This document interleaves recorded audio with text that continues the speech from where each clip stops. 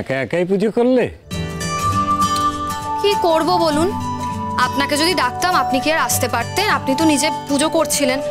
তাছাড়া আপনাকে কি আর আসার পারমিশন দিত কেউ বলুন? যাই হোক, আপনি চিন্তা করবেন না, ঠাকুর জানে, ঠাকুর একদম রাগ করে। মা মঙ্গলচণ্ডী, তুমি কিছু মনে করো না। আমি কি করব বলো, আমার তো কিচ্ছু করার নেই। তাই আমি নিজের হাতে তোমাকে পুজো দিয়েছি, নিজের হাতে তোমাকে ফল দিয়েছি, ফুল দিয়েছি, নিজের হাতে ঘন্টা বাজিয়েছি। কি করব বলো, এছাড়া আমার আর কোনো উপায় ছিল না। স্বামী, সংসার, এসবের মঙ্গলের জন্য এগুলো তো করতেই হতো বলো মা। তুমি কিছু মনে করো না কেমন? আচ্ছা, আপনাদের তো নিচে নিশ্চয়ই শান্তির জল নেওয়া হয়নি, হয়েছে কি? কি করে হবে? এরকম একটা কাণ্ড করো, কি করে হবে? সত্যি মঙ্গল, আমরা তো ভাবতেই পারিনি যে এরকম একটা পুজোয় তো বিঘ্ন ঘটে গেল, শান্তির জলটুকুও নেওয়া হয়নি। কি হবে পুরোহিত মশাই? সর্বনাশ হয়ে গেল, সর্বনাশ হয়ে গেল রে ছোট, সব শেষ হয়ে গেল, সব শেষ হয়ে গেল রে। ছি ছি ছি ছি ছি, এমন অলক্ষণে কাণ্ড তো কোনোদিন দেখিও নি, কোনোদিন শুনিও নি। আপনাদের সবার মজা দেখা হয়ে গেছে? যদি মনে হয় যে হয়ে গেছে তাহলে বাড়ি চলে যেতে পারেন, আর যদি মনে হয় যে না আরো অনেক মজা দেখবেন তাহলে আরেকটু থেকে যান। দাঁড়াও না, শান্তির জল নেবেন, প্রসাদ খাবেন, তারপর তো বাড়ি যাবেন। নিন নিন, রেডি হয়ে নিন, রেডি হয়ে নিন। তবে হ্যাঁ, কেউ কিন্তু বাধা দিতে পারবেন না। দেখছেন না সবার মুখগুলো কিরকম রসগোল্লার মতো হয়ে গেছে। যাই হোক যাই হোক, আমি কিন্তু সবাইকে বারবার সাবধান করছি যে সবাই পা ঢেকে মাটিতে বসে পড়ুন, কারণ এই শান্তির জল যদি পায়ে গিয়ে পড়ে তখন অমঙ্গল হলে কিন্তু আমার কিচ্ছু করার নেই। ও সবাই তৈরি দেখছি, ঠিক আছে, আমি না হয় শান্তির জল ছেটানো শুরু করে দিই। ওম শান্তি, ওম শান্তি, ওম শান্তি, ওম শান্তি, ওম শান্তি।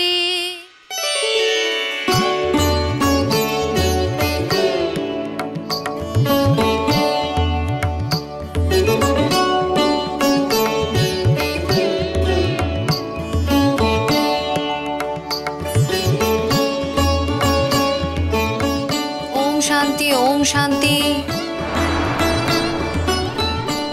কি ব্যাপার অনুরূপ, তোমার তো দেখছি শান্তির জল নেওয়ার কোনো ইচ্ছেই নেই। অশান্তিকেই কি জীবনের মূল মন্ত্র করে নিয়েছো নাকি?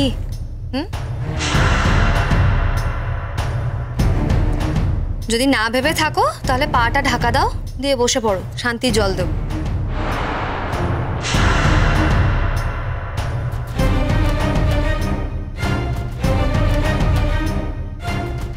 কি হলো?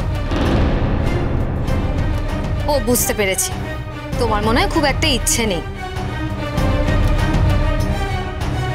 ঠিক আছে, যার ইচ্ছে নেই থাকে তো আর জোর করা যায় না। তুমি বরং অশান্তি নিয়েই থাকো, কেমন? ওম শান্তি, ওম শান্তি, ওম শান্তি, ওম শান্তি, ওম শান্তি। যাক বাবা, হয়ে গেছে, শান্তির জল দেওয়া হয়ে গেছে। আপনারা যদি চান এবার নিচে যেতে পারেন।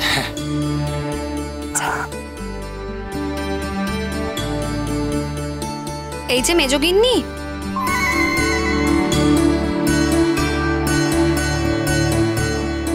আপনাকে বলছি মেজগিন্নি, আপনাকে বলছি।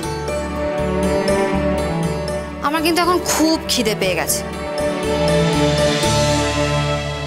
যদিও আপনি হয়তো ভাবছেন যে আমি সকাল থেকে পেট পুড়ে খাওয়া দাওয়া করেছি, কিন্তু আমি কিচ্ছু খাইনি।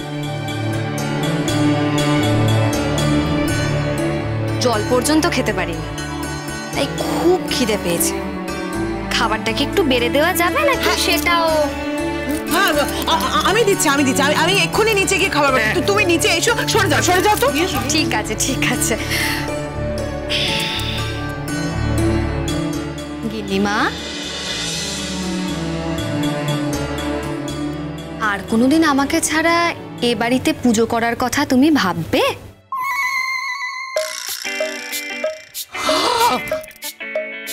বুঝেছি, আর বাদ দেবেন না। ঠিক আছে ঠিক আছে। এই বৌদি ভাই, তুমি তো একেবারে জিনিয়াস, কেল্লা ফাতে করে দিয়েছো। High five.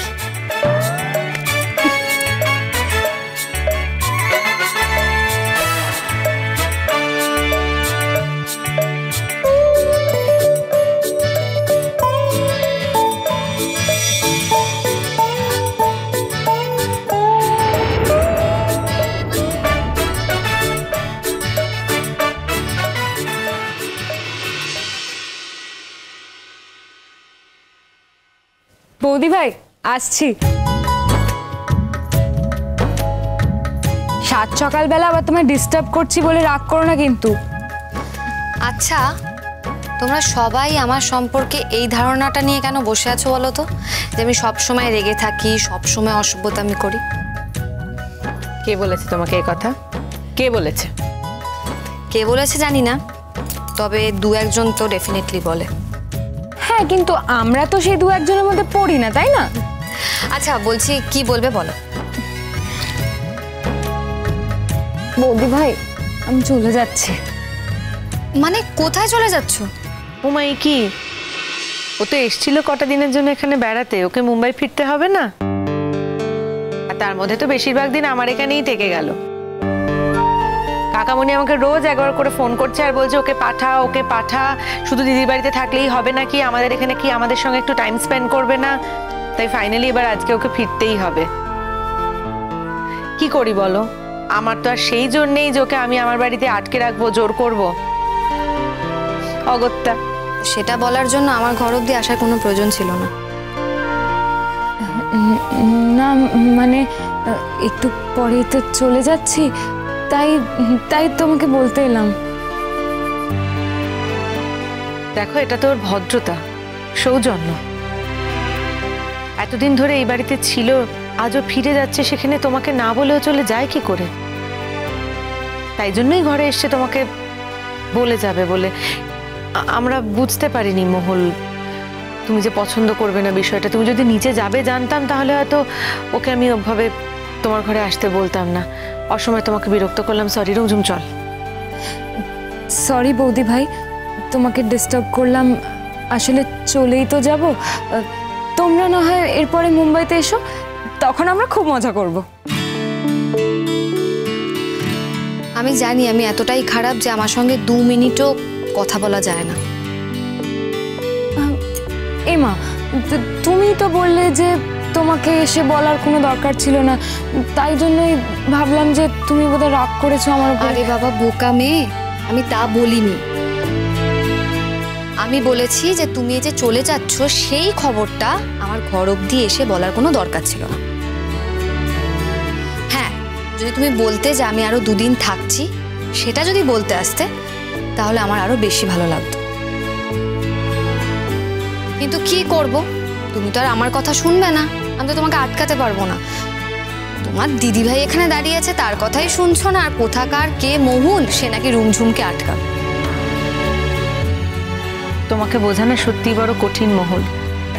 তুমি মুখে যেটা বলো সেটাই সবাই ধরে নেয়, আর সেটা ধরে নিয়ে তোমাকে ভুল বোঝে।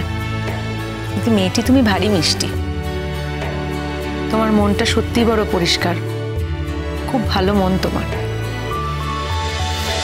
থাক থাক, অনেক হয়েছে। আমার মনটা কেমন সেটা নিয়ে তোমাদের অত ভাবতে হবে না। আসলে আমি মুখে যেটা বলি সেটাই তো সত্যি, আর আমি চাই আমাকে এইভাবেই সবাই জানুক, এইভাবেই সবাই ছিল। যাই হোক, রুমঝুম তুমি আবার কবে আসবে? এইভাবে ভালোবেসে বললে না এসে কি আমি থাকতে পারি বলো?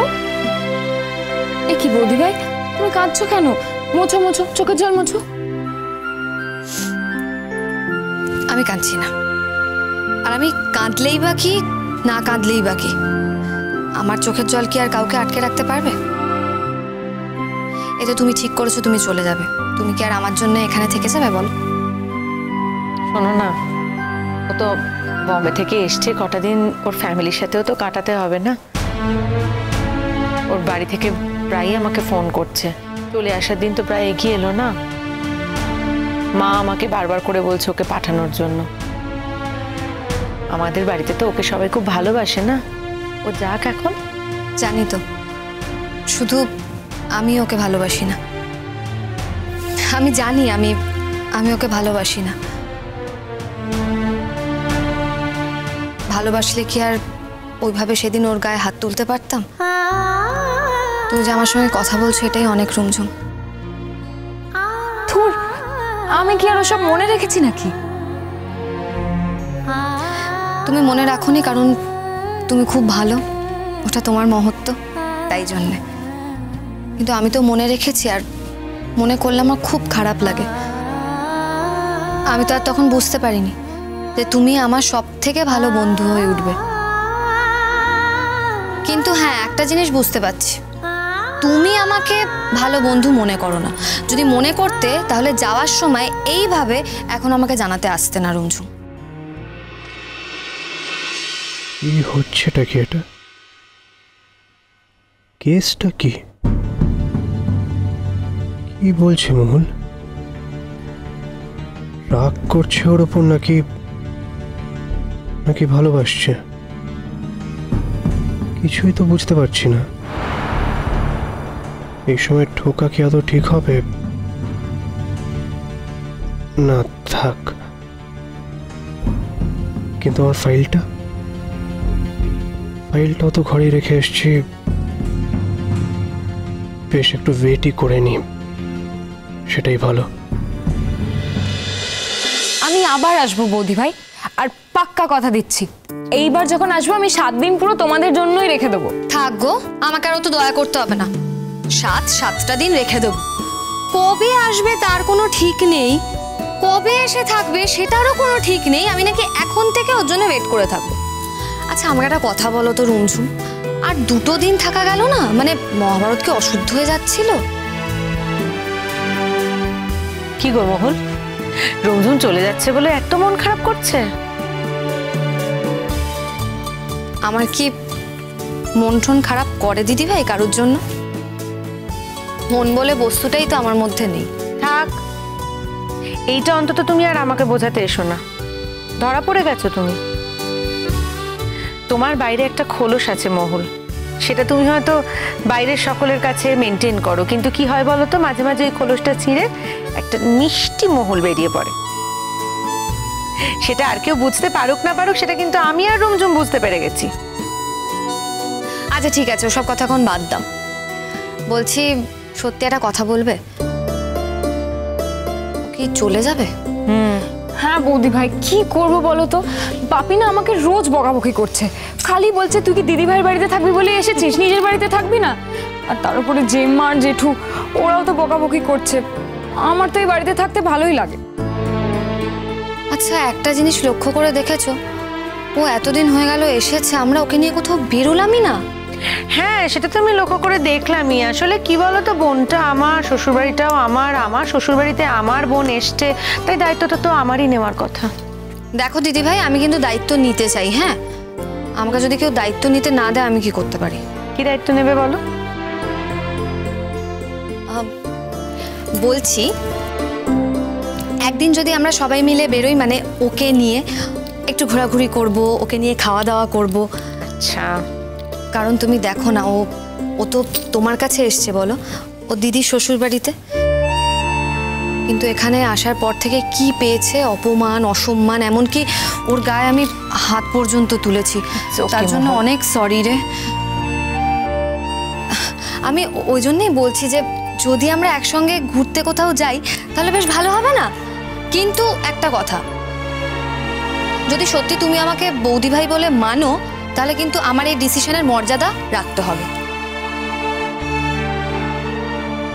বাবা, ভূতের মুখে রাম নাম। মহুল রুমঝুমকে খাওয়াতে চাইছে। বাহ, মহুল কি তাহলে একটু একটু করে বদলে যাচ্ছে নাকি? মানে আমি মহুলকে যেভাবে চিনেছিলাম সেটাই আসল মহল। ইদানিং যা দেখছি সেটা ওর বাইরের টুকুটা শুধু। ওর আসলে শুধুমাত্র আমাকে নিয়েই যত বিরক্তি। সবার জন্য কিন্তু ও মন হাট করে খুলে রাখে। কিরে রুমঝুম, দেখ আর একটা দিন থেকে যাবি? এই মহুল তো এতবার করে বলছে। কি আশ্চর্য, তুমি আমাকে বলছো যেন আমি থাকতে চাই না। দিদি ভাই প্লিজ প্লিজ বাপিকে একটু বুঝিয়ে বলো না। একটা দিনের তো ব্যাপার, আমি কালকে চলে যাব প্লিজ। কিন্তু একটা কথা, আমি তোকে খাওয়াবো বলছি, কার জোরে খাওয়াবো বলো তো? আমি তো নিজে চাকরি বাকরি কিছুই করি না। অবশ্য হ্যাঁ, ধার করতে পারি, পরে শোধ দিয়ে দেবো। তার কাছ থেকে ধার করবে ভাবছো বলো তো মোহন? আমার থেকে করতে পারো, কিন্তু আমি চাকরি করি। না না, তোমার থেকে কেন করব?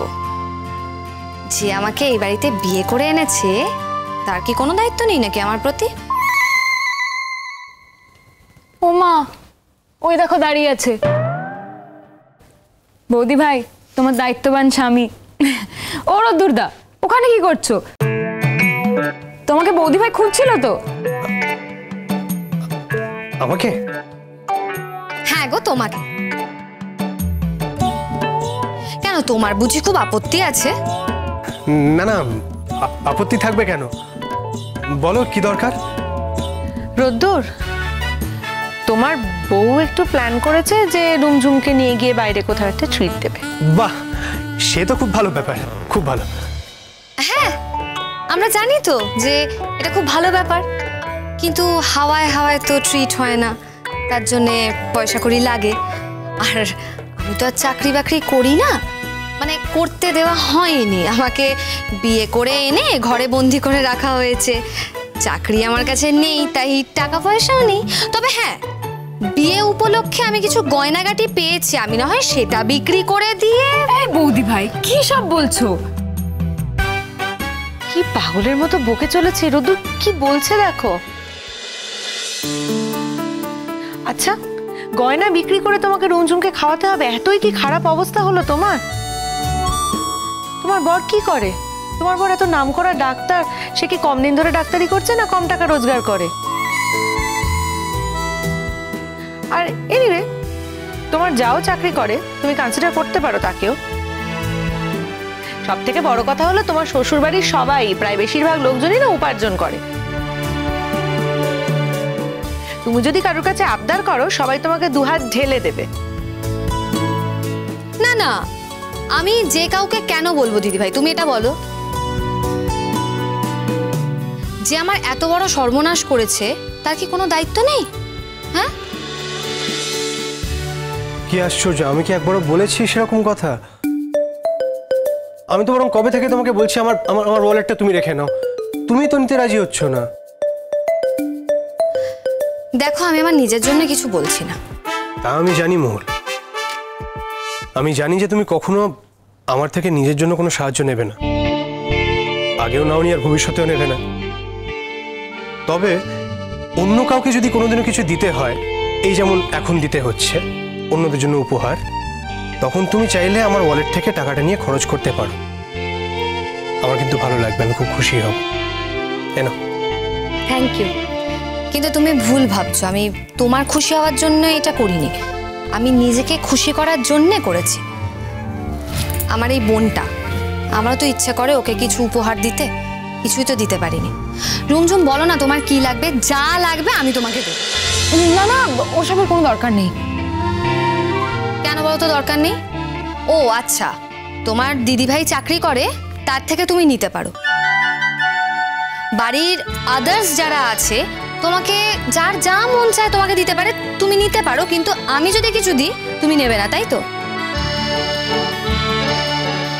ও আচ্ছা, বুঝেছি বুঝেছি, আমি তো তোমার কেউ নই, কেন নেবে তুমি আমার থেকে? ওই দেখো আবার রাগ করছে। আমি কি সে কথা বলেছি না? তাই তো বললে,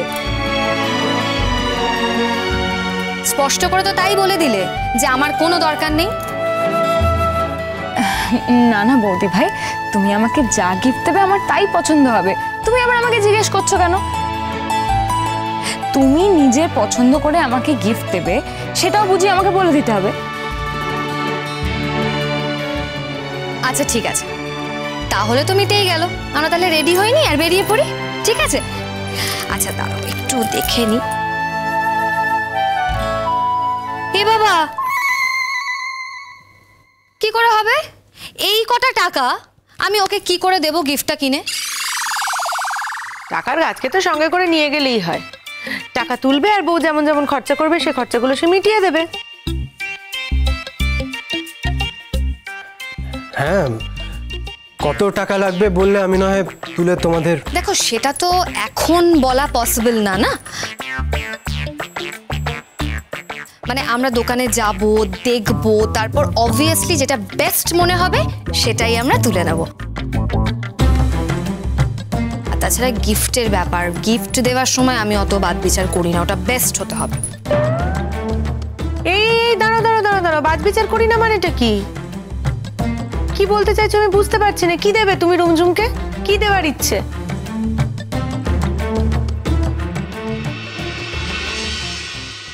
বলছি যে আমাদের কিন্তু শপিং এখনো কমপ্লিট হয়নি, আরো অনেক কিছু বাকি আছে। আরো? হ্যাঁ মানে এতে তুমি হাঁপিয়ে গেলে নাকি?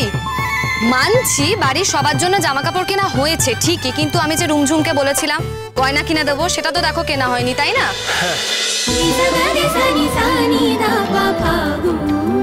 চলো চলো চলো চলো চলো পাল্টাই।